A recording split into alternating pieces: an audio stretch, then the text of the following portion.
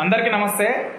నిన్న గట్కేశ్వర్లో రెడ్డి సోదరులంతా కలిసి గత 8 సంవత్సరాలలో కేసీఆర్ వాళ్ళకి చేస్తున్నటువంటి మోసాలను 2018 మేనిఫెస్టోలో రెడ్డి కార్పొరేషన్ ఏర్పాటు చేసి 5,000 కోట్ల రూపాయల బడ్జెట్ అలాట్మెంట్ చేస్తా అని దగా చేసినటువంటి అంశాన్ని ప్రస్తావిస్తూ దానికోసం ఉద్యమించాలి, కేసీఆర్ మీద ఫైట్ చేయాలి అని ఒక సభ నిర్వహిస్తే అక్కడికి అతిథిగా వెళ్ళినటువంటి మల్లారెడ్డి ఆ మినిస్టర్ ఈ గుణాలు ఓనిసుకోకుండా, ఏదైతే శాఖకున్నారో ఆ గుణాలు ఓనిసుకోకుండా అన్ఎడ్యుకేటెడ్ ఫెలో, అసలు సంస్కారహీనంగా, ముసలితనంగా, ఎద్దుబుద్ధి తప్పి మంది మీద మొరగడానికి పెట్టినటువంటి ఈ మినిస్టర్ ఈ మల్లారెడ్డి ఇష్టం వచ్చినట్లు మాట్లాడడం జరిగింది. గత ప్రభుత్వాలు రెడ్లకు ఏం చేయలే, ఇప్పుడే కేసీఆర్ వచ్చిన తర్వాత అది వచ్చింది ఇది వచ్చింది,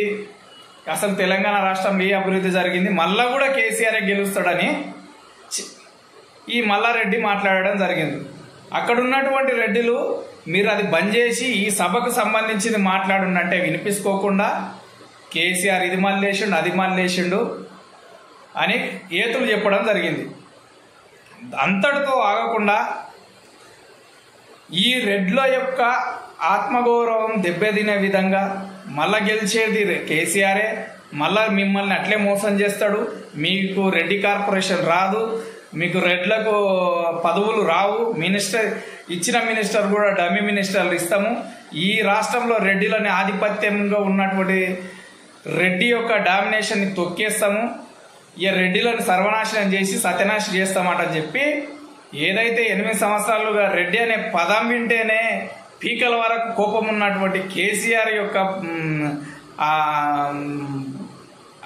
నాయకత్వాన్ని బలపరుస్తూ మాట్లాడినటువంటి మల్లారెడ్డిని అక్కడున్నటువంటి ప్రజలు రెడ్డి సోదరులు తరిమి కొడితే దాన్ని రేవంత్ రెడ్డి గారే ఈ విధంగా 100 మంది గుండాలను, అంటే అక్కడ ఉన్నటువంటి రెడ్లు గుండాలా, అక్కడికి వేరే కులపోళ్ళు వచ్చి ఏమన్నా నీ మీద దాడి చేయడానికి వచ్చిన వాళ్ళు గుండాలా, అక్కడున్న రెడ్లనంటే మాకు ఎలాంటి అభ్యంతరం లేదు, ఎందుకంటే నువ్వు రెడ్డివే, మీ రెడ్లంతా గుండాలని నువ్వు చెప్పుకుంటే నీ సిగ్గు తప్పిన బతుకుకు ఆ రెడ్డి పుట్టువాడికి నీ సిగ్గు నీవే ఏడ్చినట్టు, నీ మీద దాడి చేసినారు. ఒకవేళ అక్కడ వచ్చిన వాళ్ళు వేరే నియోజకవర్గాల నుంచి వచ్చిర్రు, నా మీద దాడి చేసిర్రు, అది రేవంత్ రెడ్డి చెప్పిర్రు. అరే సిగ్గు తప్పినోడా, రేవంత్ రెడ్డి 3 రోజులు అయింది అమెరికాలో ఉన్నాడు, నీ సిగ్గుమాలిన బతుకుకు నీ మీద దాడి చేయడానికి రేవంత్ రెడ్డి ఒక స్కెచ్ చేసి మళ్ళీ ఇక్కడికి వచ్చి నీ మీద దాడి చేస్తాడా? కనీసం జ్ఞానం అని ఉండాలి కదా, నీ మీద ఎవడన్నా దాడి చేస్తాడా?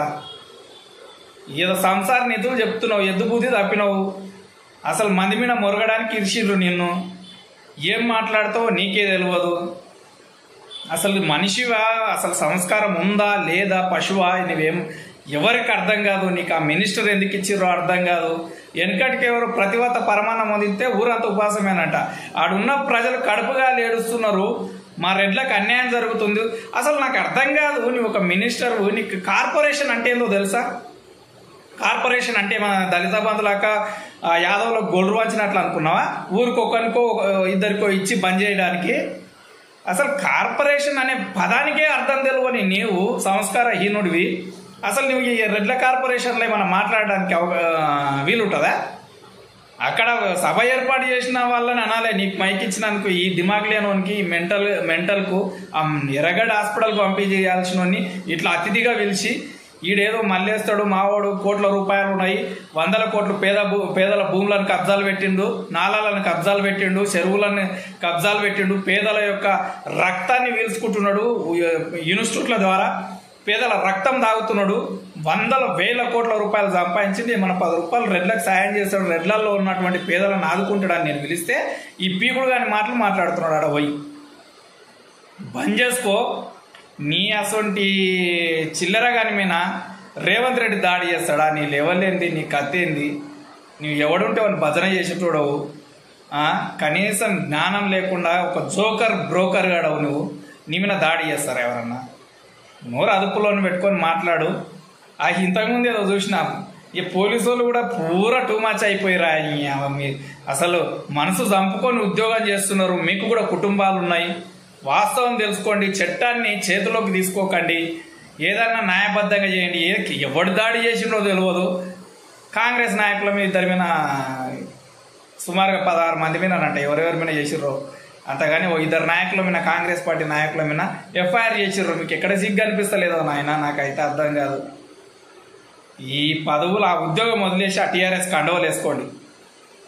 మిమ్మల్ని ఇంతకంటే తిడితే కూడా సిగ్గుపోతుంది. కానీ ఎన్ని అక్రమ కేసులు, ఎన్ని నిర్బంధాలు, ఎంత అణచివేత అయితే అంత గట్టిగా ఓటమిని KCR ముడిగట్టుకుంటాడు.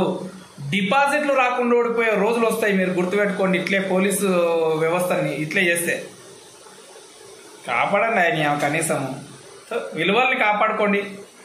Thank you. Hi friends, మా టుడే టుమారో యూట్యూబ్ ఛానల్ చూస్తున్నందుకు చాలా థ్యాంక్స్. మరిన్ని లేటెస్ట్ వీడియోస్ కోసం వెంటనే సబ్స్క్రైబ్ చేయండి. అలాగే ఈ బెల్ ని కూడా రింగ్ చేసేయండి. మా నోటిఫికేషన్స్ అన్ని మీ మొబైల్లో వస్తాయి. అలాగే మా వీడియోస్ మీకు నచ్చితే లైక్ చేయండి, షేర్ చేయండి, నచ్చకపోతే కామెంట్ చేయండి.